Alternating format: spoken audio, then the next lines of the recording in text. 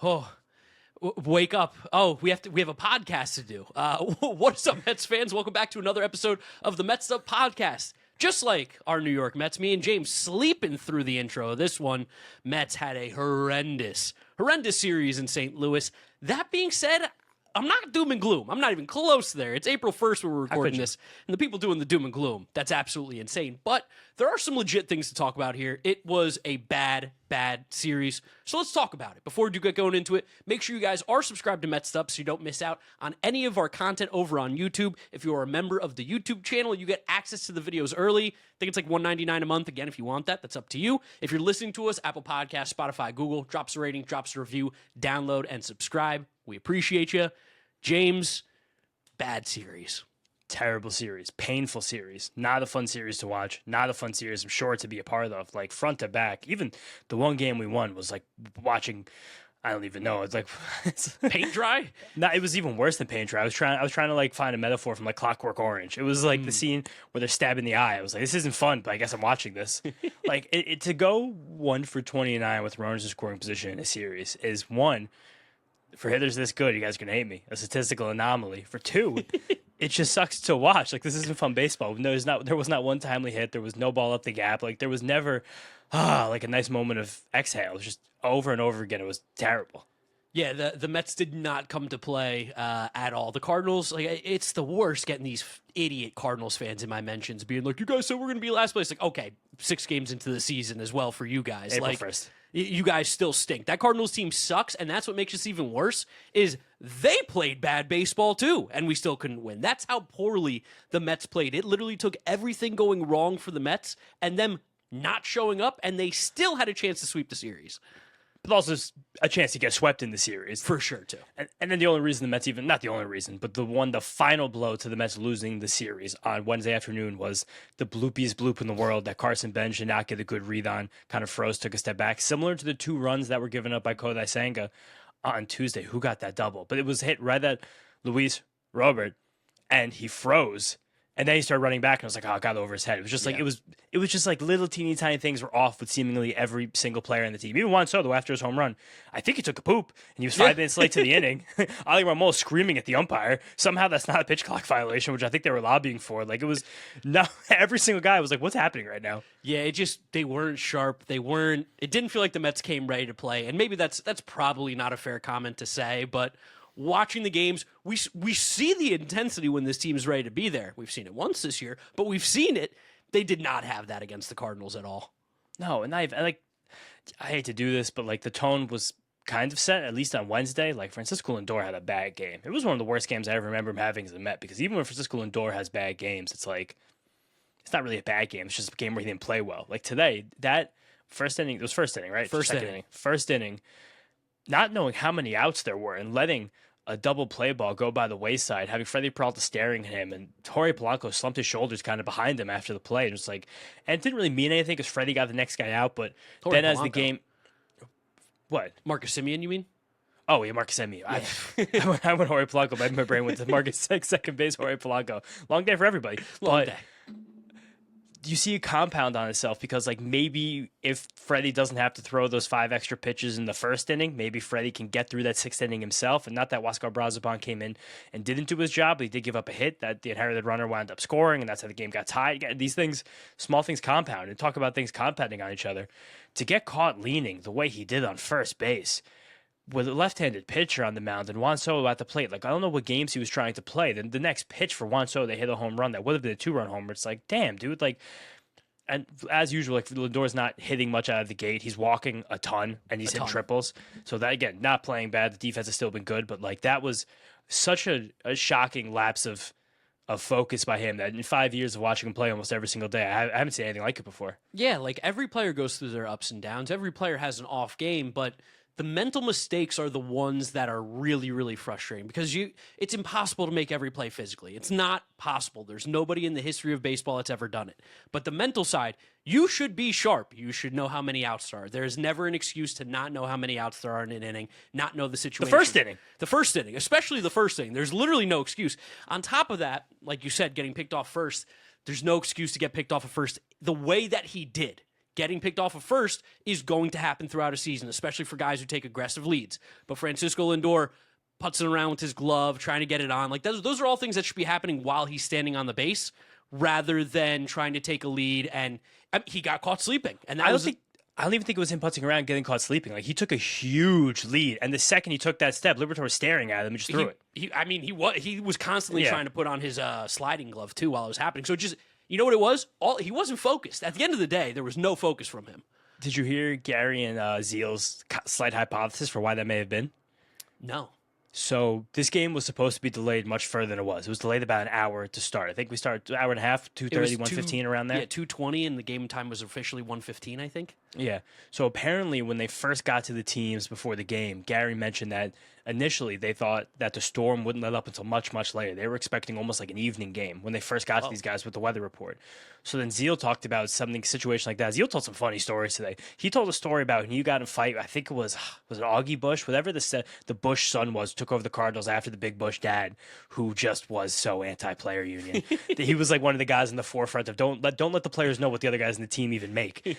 And Zeal was the union rep, and he was on the team during a strike, and he said they really butted heads a few times. But he mentioned that there had been a few times in his career where they had misinformation about a rain delay, and a game like this, in this situation, he said, started 4 hours early. He said a guy like Lindor, who always times caffeine before the game, he bets Lindor didn't have the coffee. And I'm like, that's why Gary kept saying that the guys aren't well caffeinated. It wasn't just because like they look sleepy. It's because he thinks that literally they didn't get their caffeine right. They made the comment like the fifth or sixth inning that apparently the players were under the impression the game was going to start closer to 6 p.m. And then they were like, oh, never mind, half hour. Who the fuck gave them the bad information? Who's giving this? How did the Cardinals? It's the Cardinals. Goddamn Cardinals. Shout out them. Yeah, shout out them. Good gamesmanship by them. Also, still not a good excuse. No, of course not. Terrible excuse. Yeah, terrible excuse. Throw one down. I got 4 hours of sleep last night. I had coffee 10 a.m. I'm still buzzing at 10:30. I have 1 Celsius, and I'm like, I'm not going to bed till 6 a.m. No, my one coffee a week. My jaw clenches. Like you're now 1 coffee a week guy. Yeah, I've been 1 coffee a week. I'm Wednesday coffee, man. I do all day work Wednesday, but no excuse. There were so many other things in this game, too, that were just sleepy. Even talking about, like, full series, zoom back for a second. Yeah. Marcus Semien looks abysmal at the plate. And I don't want to pass judgment on 6 games because there's a long way to go, especially when you look forward to the next 3 years of Marcus Semien. But the way that the last 3 weeks of spring training went, where he basically didn't get a hit or hit the ball particularly hard, and then these 3 games where his average bat speed has dropped again down to 67 miles per hour, down there with the likes of some of the softest hitters in the league, after dropping for 2 consecutive seasons coming into this. With the bat speed dropping, he's not making tons of contact either, where you'd hope that you'd get. I'm going to check the bat, his swing length right now just to double check on that. But you put those together with the fact that it seems like he's just lofting every single bad ball. He's hitting the laziest fly balls I've ever seen right now. Every single ball. Oh, yeah, his swing got longer. So right now, Marcus Semien at the same time has one of the longest and slowest swings in the league. Do you think that's going to turn into production? No, I don't. I don't think that's going to play out well for Marcus Semien this year. Yeah, the numbers across the board are putrid. To his credit, to his defense is probably more the right word. Historically, terrible in April. Never a good starter. Doesn't play well. His April OPS throughout his career, which is 285 games, so a season worth of April games. 2 seasons worth of April games, basically. A 696 OPS. Every other month is right around 750, with September and October, funny enough, being 800. I think last year, check his April OPS last year, because I think it was, I started with a 3. I'm going to take a look right now. His April OPS last year was good podcasting. Oh, great podcasting. It wasn't good. It was 504 last year. To be fair, he almost had no good OPSs last year, except for June. No, he got hot towards the middle of the season, but then he was money. After that, there was nothing above 700 besides June. But it's terrifying right now. I think he's also running, again, very small sample size batted ball data, but something like a 70% fly ball rate. And he also doesn't have one barrel at the same time. So to hit that many balls in the air and not drive a single one of them, it's worrying signs. One guy who I don't like what's happening right now, but there's no worry at all whatsoever, is Bo Bichette. Yes, we can be frustrated in the outcomes right now, but I also have not even come close to the point yet of worrying as to what Bo Bichette will be as a player this season. That being said, let's get there a little bit sooner. The at-bats have been so bad, and I know this is one thing that we always joked about, and I think we've talked about with some other people too around the league, where it's like, Bo's never seen a pitch he doesn't like. Like, he is aggressive. His approach at times is a little bizarre, where it's like 3-1. The guy's not really been close to the strike zone. He's swinging if it's anywhere, even if it's somewhere that he can hit it, he's going to try and hit it. I don't love that, but that's also what's made Bo Bichette the player that gets paid $40 million a year. He's still got to fix the crazy, crazy twisting and turning. And what's the right word for this? I can't remember. Rap. Yeah, the rap. He's rapping so hard right now. And he's always rapped in his career, but it's pronounced even more now where the bat's almost pointing past the pitcher's mound, almost towards first base. Little mechanical things with him. The batted ball will get better, but woof, he's about having as bad of a start to a Mets career as anybody. I think he just, I mean, you can see when you watch him, you can see in the way he interacted with the media this past weekend, comments that we like actually enjoyed and thought that like it was a good thing for him to like kind of joke around with the media about how poor he's played. But he looks like a player who's trying to earn his entire contract every time he swings the bat. $40 million home run.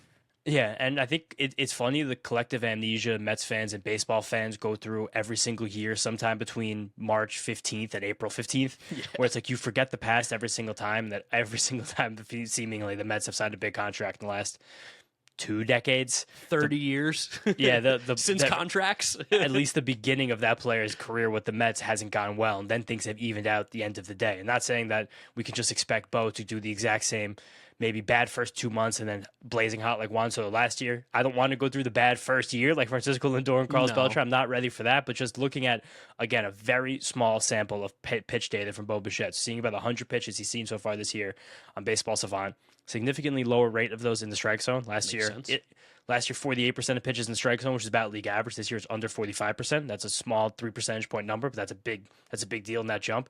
He's swinging less offensive pitches in the zone.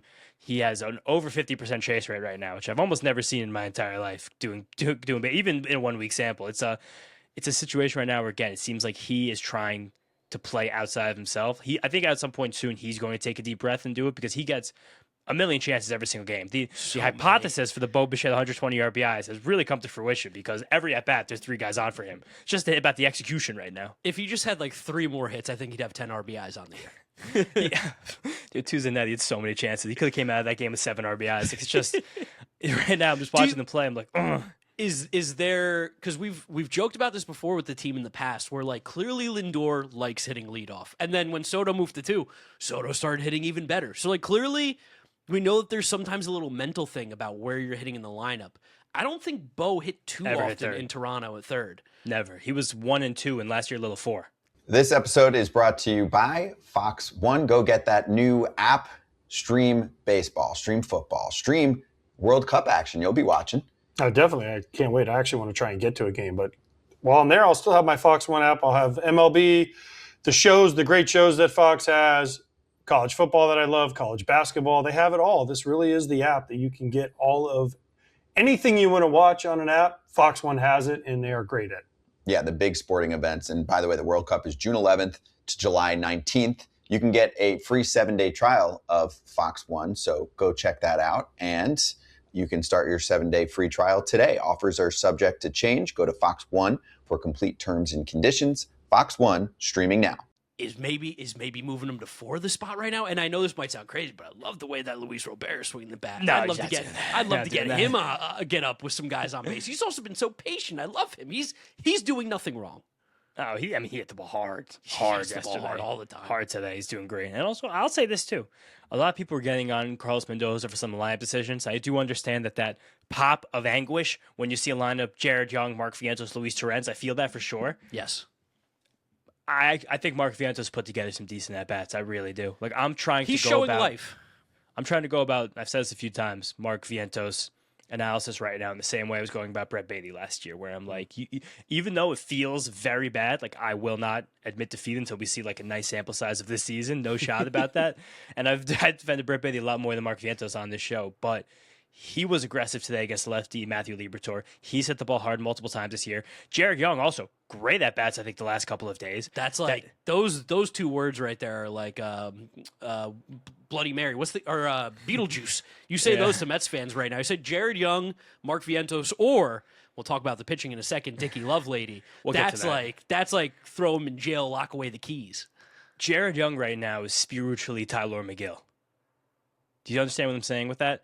Where I actually think that what we've seen from Jared Young at the plate so far this season, like it really hasn't been bad. He made that nice diving stop at first. He's hit the ball hard. He's smoking the ball left to right. Like he's he's been a fine member of this roster, not someone that's, I think, taken away from anything. Do I like seeing him hit fifth? I don't love that. Not my favorite way to draw up a lineup in the world. I think it's fair to get on Mendoza for the exact alignment that he put out there specifically on Tuesday night. But again, day game after a night game, road trip, get different guys in the lineup. Like, again, Vientos against a righty, as my light goes off for the next 10 seconds. Vientos against a righty.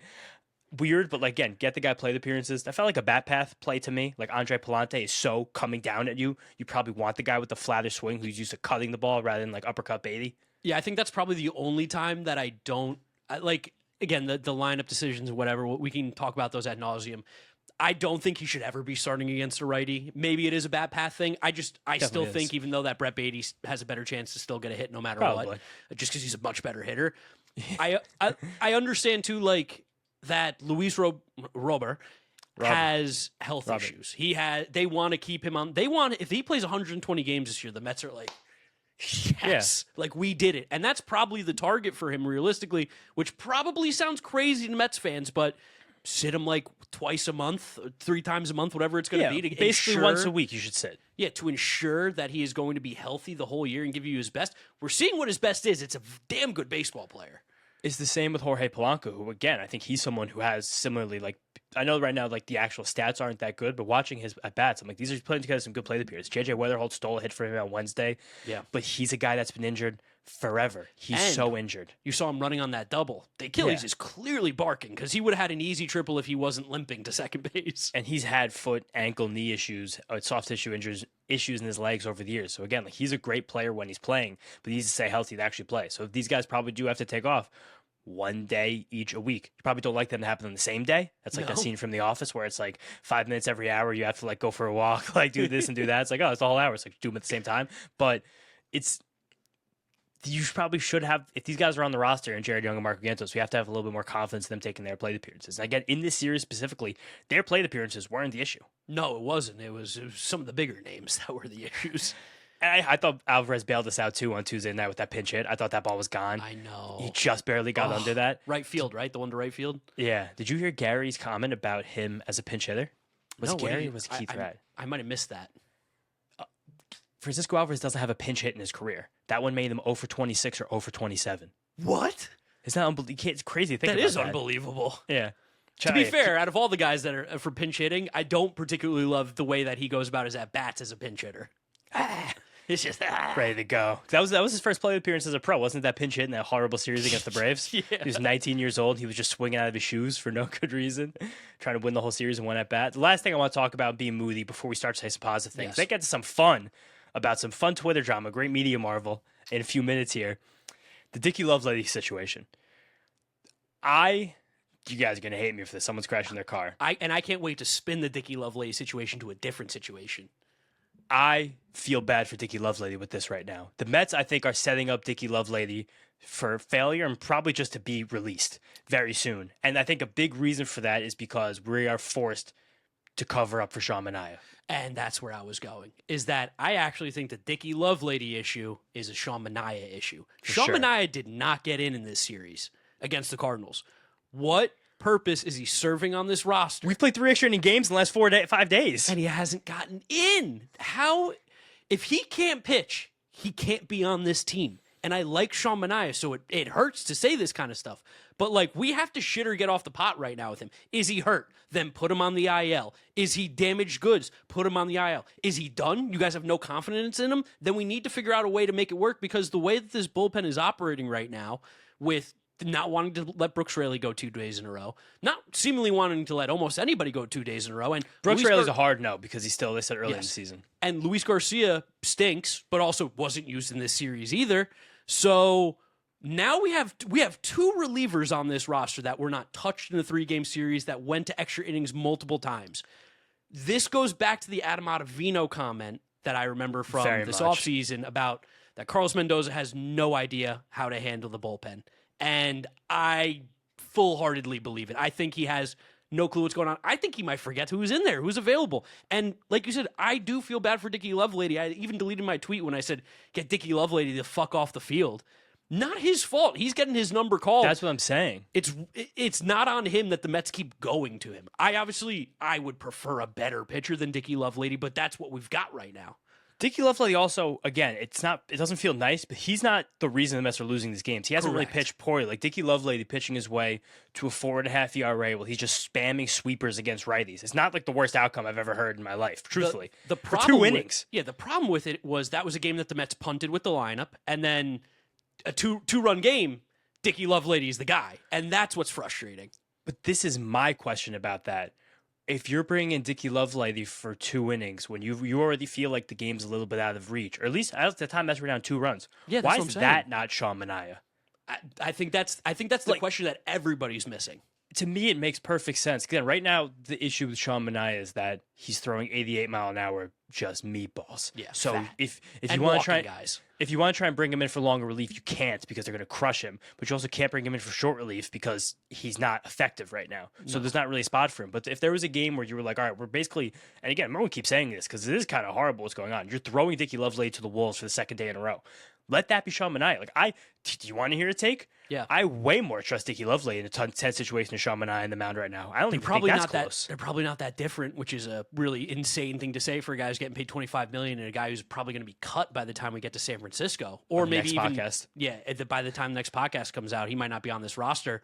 I think also at the same time, it's such a weird usage thing just in general. Again, like I know Dicky Lovelady is essentially doing the Sean Manaea role that we wanted. But we saw Mendoza adjust with Tobias Myers, not doing the big 3-inning thing. We joked about it going into the series. It was like, I think we got to use Tobias Myers in 1-inning stretches, and he used him shorter earlier in the series. We saw him come in at the end, who's been great, by the way, out of the bullpen. Loved Tobias awesome Myers. today. He's awesome.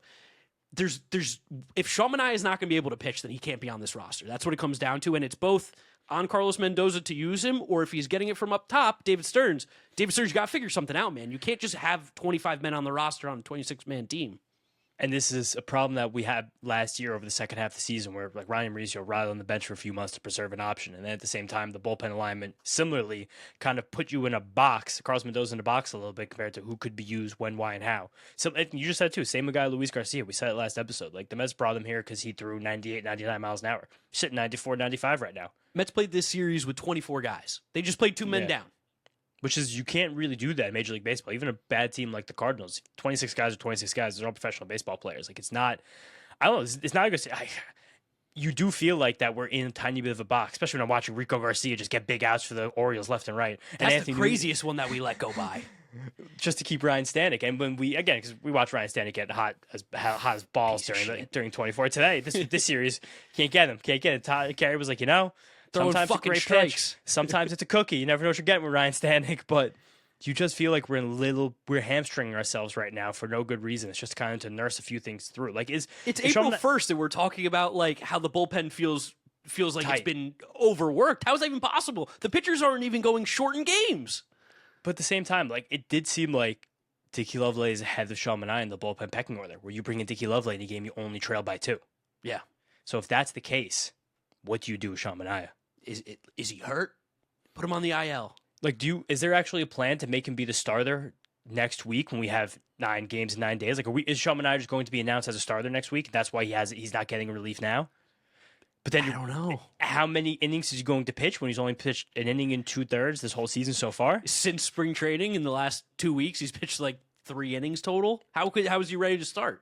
I do hope there's a greater plan that we're not seeing or realizing right now. But at the same time, it's I don't know what.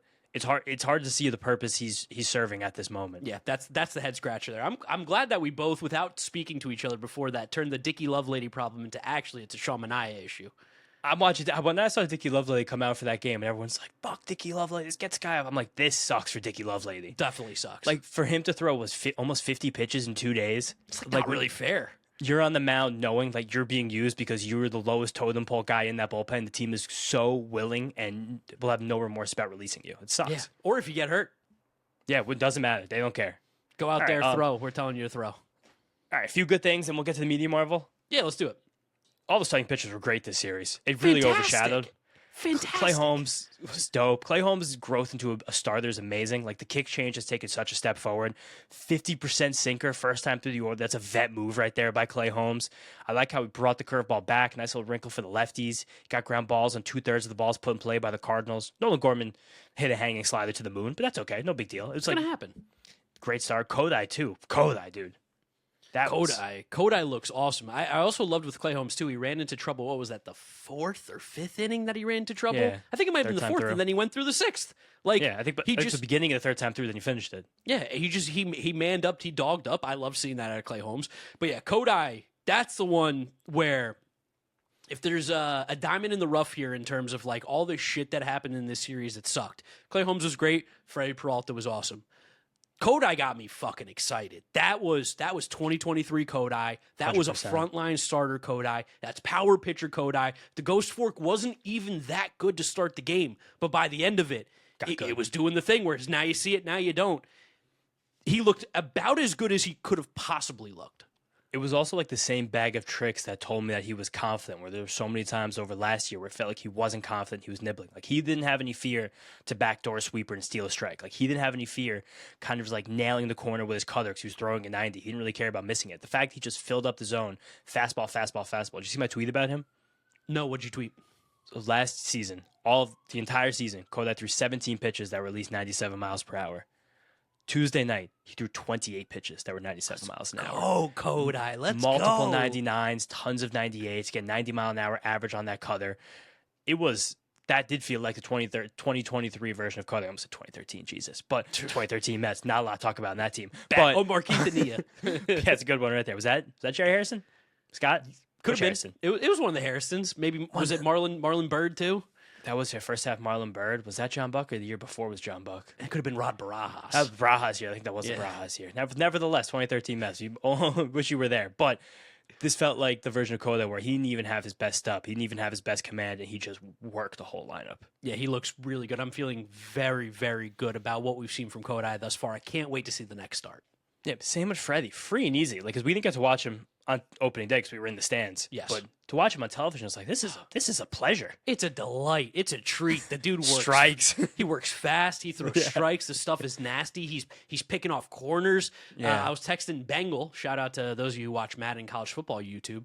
Bengal was texting me. He's got Freddie Peralta on his fantasy team in our YouTube Fantasy Baseball Dynasty League. And he was like, man, like, I know this is like, Captain Obvious, but like Freddie Peralta really is like by far the best pitcher the Mets have had since Jacob deGrom. He looks awesome. He's so in control of what he's doing on the mound. And while we love Nolan McLean, there is just a different kind of control and confidence with Freddie Peralta on the mound. And that makes sense. He's a vet. 100%. Like, Freddie Peralta, like, new bag of tricks this time compared to opening day. Very change-up heavy in the start. Cardinals had a left-handed heavy lineup. So opening day was all sliders against the Pirates lineup that was a little bit more even. And, like, just watching the fastball pop at the top of the zone. Like, he's got a couple 96s in there, right? Truly a pleasure to watch. And again, shout out to Tobias Myers. He should have gotten out of that 11th inning without any runs on the board. Like, his stuff is awesome. He did his job so well in those extra innings. I love working him in that role where, like, you come in for... I still like him coming in for 2 or 3 innings twice a week. I think that's great, but we just need to free up his bullpen a little bit more so he can do that. Why does it feel like Tobias Myers is going to be your next jersey? I mean, he's here for, 5 years? Why not? Yeah, he's one of the longest signed Mets right now. Convince me. I haven't purchased a Mets jersey in, like... I don't even know the last time I purchased one. Because we got the Lindor one when I worked for the team, remember? Like, you want jerseys? Yeah, we got a couple of those, yeah. Yeah, but like my last purchase of a real jersey, not like the Chinese special. That's what I'm saying. Like, it might have been Johan. It's a pretty good one. It might have been 2008. I'm not even kidding. Last time I purchased a Mets jersey. And that was your dad buying it? I might have saved up in Modell's. Have you physically ever bought a jersey? I guess I was a kid then. My dad probably did buy it. I may have never actually bought my own Mets jersey. Like, thinking, Hefner. But that was Chinese. That's what I'm saying, yeah. Yeah. Justin Willard got hit in the head with a foul ball today. Did you see that? Yeah, I saw that. Yeah, his ear got clipped. He went to the clubhouse. I felt bad for Justin. I think it was either Cohen or Todd Zeal was talking about how if Evander Holyfield could persevere, Justin Willard would be just fine. Yeah, I thought Zeal was great in the call today. Yeah, you know what it is? He has a little bit of Keith in him of like kind of like the losing focus just a little talking. Bit and just start yapping about ball, which ultimately that's way better than just sitting there in silence.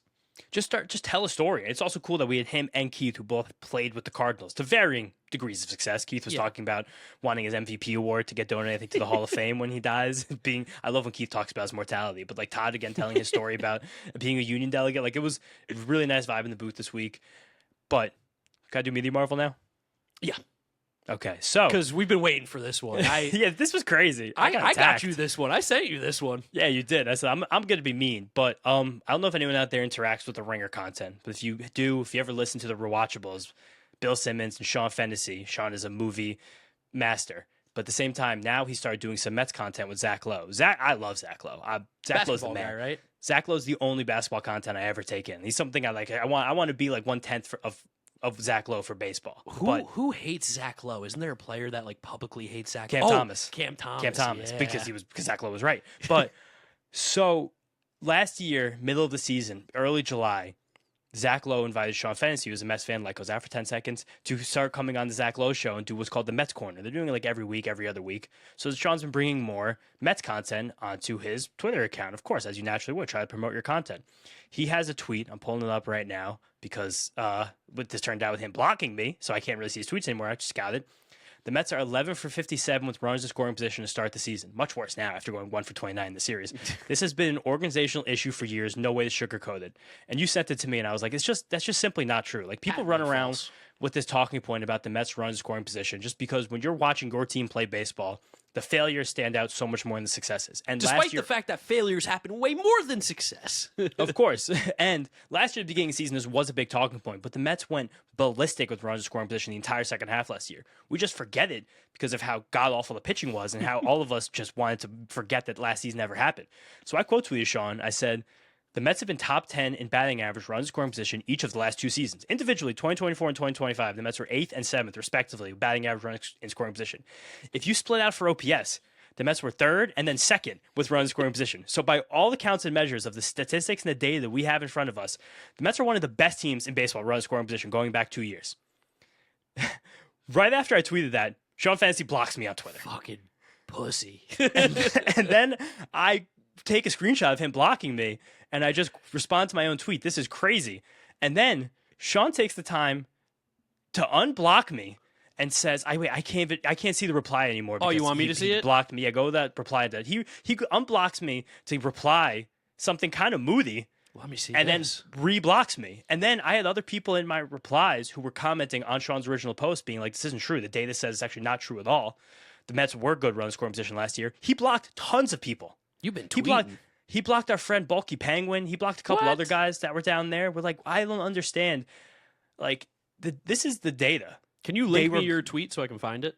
Yeah, they were good with runs scoring position last year. I know right now it's terrible. It always feels worse. And then a couple of Mets fans, of course, Sam, I mentioned after that, be like, yeah, but they never actually came through when it mattered. So I even split out runs to scoring position with high leverage.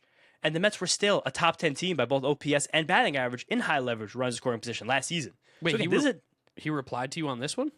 yeah, he replies to me in that one saying, this is crazy. He says, it's not crazy. You used my quote tweet for engagement. Cool. Best to you. He or might have something like deleted that. it because I don't see his reply.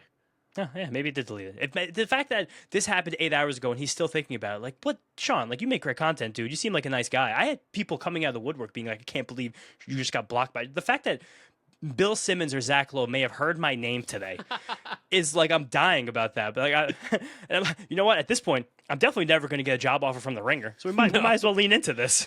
Yeah, it's again, narratives are fun. It's easy. I even do the thing every once in a while where I'm like, what is RISP when the Mets like struggle for runners in scoring position? But we also know at the end of the day, the numbers don't lie. They still are relatively fine. I also think it's incredibly dense to say that this is an organizational problem, as if the organization's anything the same over the last 5 years, let alone 10, 15, 20, if we're going to pretend like this is an organizational issue. There have been different owners, different GMs, different coaches, different hitting players. coaches, different players. The whole team's different. You have to be so fucking dense to just think that's like a Mets. You're on the Mets. You Mets can't hit with problem. runners in scoring position Mets anymore. problem. So fucking stupid. That being said, I love a good media marvel. Yeah, I mean, this is why Media Marvel was invented. The fact that they couldn't apply to us, because it's a bad take. And again, to reply with very hard, very concise data, was not antagonizing Sean whatsoever. No. Was such an incredibly even-keeled reply. For him to respond by being ultra soft and blocking me, while do you know what happened in his original tweet? Got ratioed. Partially, but also Frank the Tank retweeted it. So think about being on those two sides of history. You're being God. retweeted by every single time. It's happened like 4 or 5 times ever where Frank the Tank's retweeted me. I've died a little bit inside. Me too. It's like falling to my knees, like devastation. Damn it, Oh yeah, my it's God. terrible. I got to take a look in the mirror. So when like half the Mets fans are in your replies and saying, hey man, this actually isn't true, and then Frank the Tank retweets you, it's like, think about those two sides of history that you're on. And then I'll say something else right now, Deshaun, because again, I think you and Zach Lowe are still going to do the Mets Corner all the time. I'm just going to open the door for my services. You guys ever want to send me a text? Again, I love Zach. I was sad I missed a live show at the Brooklyn Paramount a few weeks ago. I'd love to come on, but I do want to point a couple things out about Also, the Mets Corner. Open invitation to us as well. Oh, of course. Sean Fantasy, Zach Lowe, you guys have an open invitation every single episode of the Messed Up Podcast you ever want to be on. I did call you a pussy, but you were being one, so. And you know what? I think maybe if you actually deleted that reply to me, maybe sat with it for a few hours, like, all right, I may have taken this a little bit too far. But the Mets Corner on the Zach Lowe Show with Sean Fantasy started last year on July 10th. If you split out from July 10th, 2025 through the end of the season, the Mets had a 297 batting average runners scoring position. 300. That almost, as a split right there, would have won the batting title nearly last year. Because, I mean, it would have been like fourth in National League in batting average. That was second in all of baseball from July 10th onward, only behind Toronto Blue Jays, who were 307th runners scoring position. If you split out for OPS with runners scoring position from July 10th last year to the end of the season, the Mets had a 906 OPS. That was almost Cal Raleigh's OPS last year. That was the most in Major League Baseball by a lot, by 36 OPS points. The Mets had a bunch of guys that had a 906 OPS. They'd never lose. Never. And I'll say this too. You guys started the Mets Corner last year on July 10th. The season went, besides how good the team was in running scoring position, the season went completely haywire. So just maybe think about the future of the Mets Corner and what we're going to do with it. Oh, man, that's tough. It's crazy. I saw it today. I I love was like, media marvels. people I worked with to DM me today was like, what was that about? I was like, I don't know. They were like, yeah, you're fine. You know what's so funny too is like because when I sent you the DM, you're like, I'm gonna be mean. You being mean is just like using stats. Yeah, or like using if a pure plain number. I told you like I was gonna be mean, I'm like, look at this fucking idiot. Like I would call him names. But again, I wasn't going to do that. I mean, again, I've listened to Sean's content, like to rewatch it. Like, you know how much I love Bill Simmons. You Like the dude's love hilarious Bill Simmons. in like a great ironic way. But like Bill Simmons is hilarious. Like when Bill Simmons says that he could never be on the show Survivor because you can't watch sports for 30 days, and how the few times in the show that your family writes you letters, they'd be like, "Wow, cool. the Patriots signed Alec Pierce. We finally have a good wide receiver too." Like a brain like that comes along once a generation. But Sponsored it's by Coke and Pepsi in the same episode. yeah, just the fact that I don't know that. Oh, I hope Bill Simmons heard my name today. That's all I want. I mean, like me Even and if he was James like, "Look at this dick." me and James do the wind up. Like a lot of it is based off of like hoping to get the kind of similar vibes that like Bill Simmons gets on his stuff. So definitely big fans. And Zach Lowe, like I love using those ideas that they use for, again, we do baseball stuff. I feel like that doesn't exist in the baseball content circles, and you guys have loved it so far. If you haven't checked out the wind up yet, but Check it out. Link in description. Giant series preview, that's over. Yeah, Giant Series preview. That was good spewing right there. That was good media marvel. That first real one of the year. Yeah, That's good. Right? We might get That a was reply fun to stuff. that one, so that's good. we'll see. I mean, maybe this gets clipped. Who knows? But again, like you guys, let us know who you thought was the winner or loser of that media marvel. Who, I will say I think was he in the like wrong? you more than me, as I was Probably. name calling. Yeah, I mean, I really thought it did something very tame, but it's okay. No big deal. Whatever. Sean Fenn, again, I'm not getting a job offer at the Ringer anyway, so we're getting lean in. Pitching matchups for the Giants series. So this one I feel like might change because we're going to play 9 games in 9 days, and I feel like we're just going to have to insert a 6th starter into the rotation. So I feel like Sean Manaea sneaks away in here because he wasn't using this series. But Thursday, 9:45, David Peterson versus Robbie Ray. Big time left off right there. yeah, lefty. Friday, 10:15. 9:45, 10:15, 2 days in a row. So make sure you guys are checking the clock for this first pitch. Nolan McLean versus Tyler Mahle. Saturday, 9:05. Going to try and catch a little bit of that one.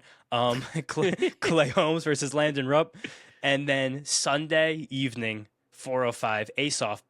Right now, scheduled Kodai Senga versus Logan Webb. But I think we might sneak Sean Manaea into that one. I could see that one being snuck in for Sean Manaea, Just to- especially because the Kodai, San 5 days. Francisco weather, 5 days. Give him a little bump after he was throwing 99.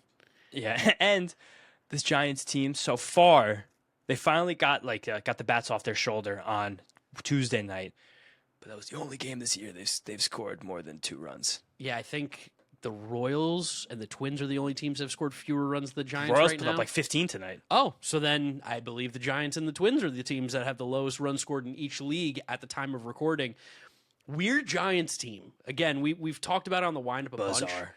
Tony Vitello, we don't think is a bad manager. We don't think that, that he can't be successful.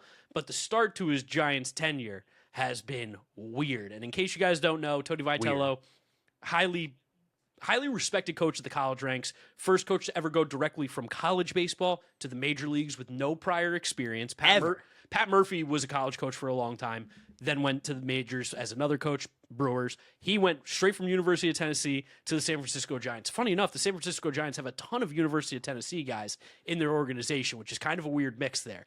Who else besides our guys, Blaine and Drew? Their first-round pick last year, I believe, was Gavin Keelan, who is a second baseman from the University of Tennessee.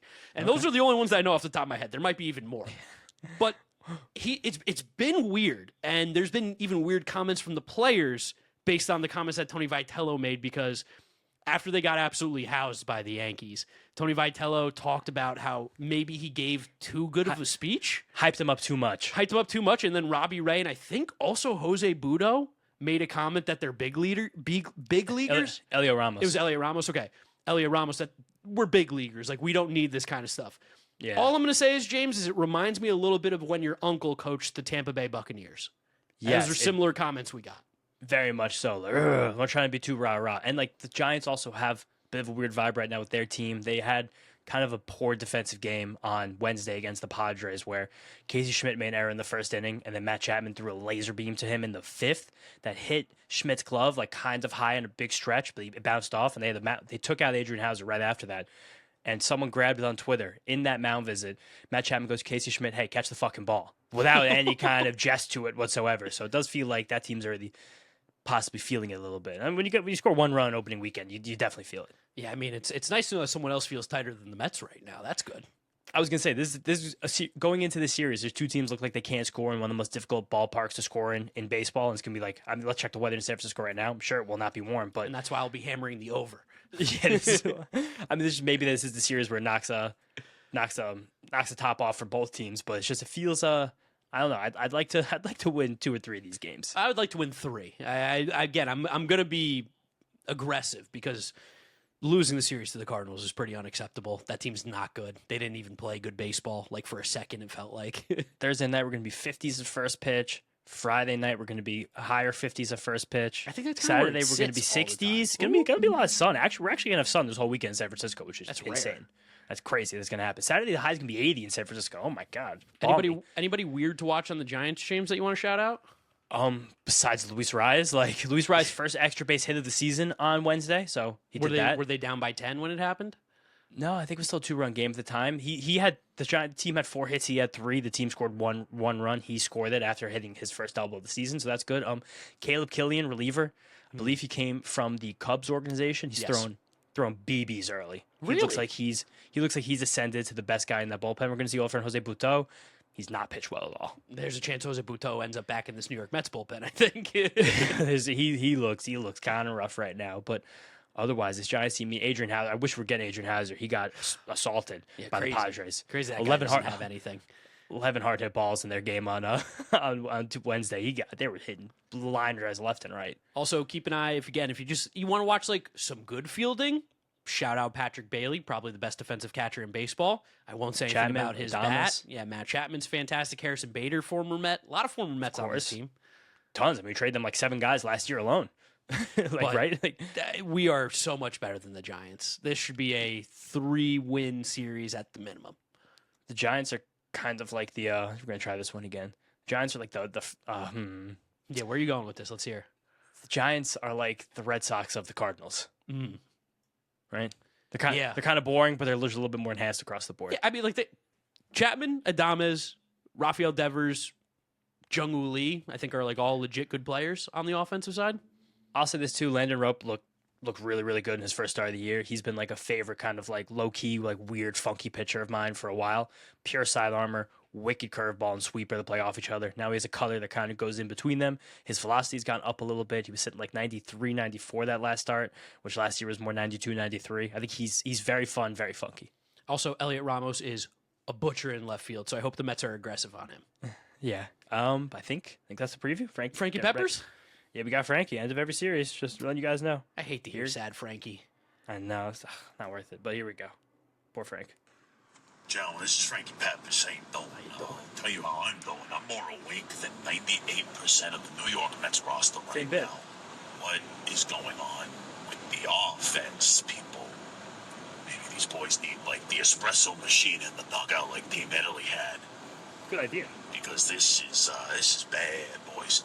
And I know it's probably just the early season, and it's not going to go like this the whole season. But what's going on here? I don't understand. Everybody just looks like they don't want to score. Oh, low Paramount went off, so got 20 seconds, Frank. I don't understand it. And I'm not going to try to understand it because you boys probably understood it far better in the past half hour, 40 minutes than I ever could. I'm looking for a little clarification, boys, because, seriously, we need something to jumpstart this season here. Do you want me to make cannoli? Do you want me to make ropa vieja? I can make both. And if I make cannoli, do you want me to make the shells from scratch? Because I'll do it. At this point, I'll do whatever. Like, a little sugar high for these Mets. They need the energy. Let me know. I'll talk to you soon, boys. And, maybe have a few good naps and a few good conversations on the plane to San Francisco. Because Lord knows. Oh, my God. You got to turn off low power mode next time. 5 seconds. They need it. Take care, boys. I'll talk to you soon. Let's go, Mets. Let's go, Mets, Frankie. I love hearing the blinker in the background. That really makes it feel like a WFAN call. I do love that he's just driving. And he's like, I got to call into the boys. I want to start doing like radio episodes. Like I want to do a number where we can just like have people call in for a half hour, and that's like our 3rd episode of the week. It's like dangerous. Yeah, it is dangerous, but so is the radio. What do we want Frankie to make? I feel like they need something to wake up. I mean, you can't have dessert without dinner. So I think ropa vieja the next week cannoli. Okay, yeah, ropa vieja first. And it's got a little, it's not spicy, but it's got spice in it. Maybe it'll just give them a little jolt. And I'll say this too. This is the first big road trip with a team where it's all new players. Yes. Let's gel. Guys, play some cards. Go out and have a beer. What's that game that Gilbert Arenas wanted to shoot Javaris Crittenden over? Oh, Boo-Ray? Yeah, they got to play that. Do something. Get the guys together. Get in a room together. Lindor, Soto, lead the charge. Everyone get in a room. If we're not going to play the best baseball, I hope it's better than what we just saw. So that's kind of what I'll leave you with. Much better team than the Giants. Should go out and beat them. But hey, we were supposed to be better than the Cardinals and did not. That's pretty much it, though, for this episode. Thank you guys for listening. Thank you for watching. Make sure you're subscribed to Mets'd on YouTube. If you're listening to us, Apple Podcasts, Spotify, Google. Drop us a rating, drop us a review, download, and subscribe. You can follow James on social media at James Shiano. And I'm Giraffe Neck Mark. Thank you guys for listening. Thank you for watching. We'll catch you on the next one. Peace out. Peace out, guys. Let's go Mets.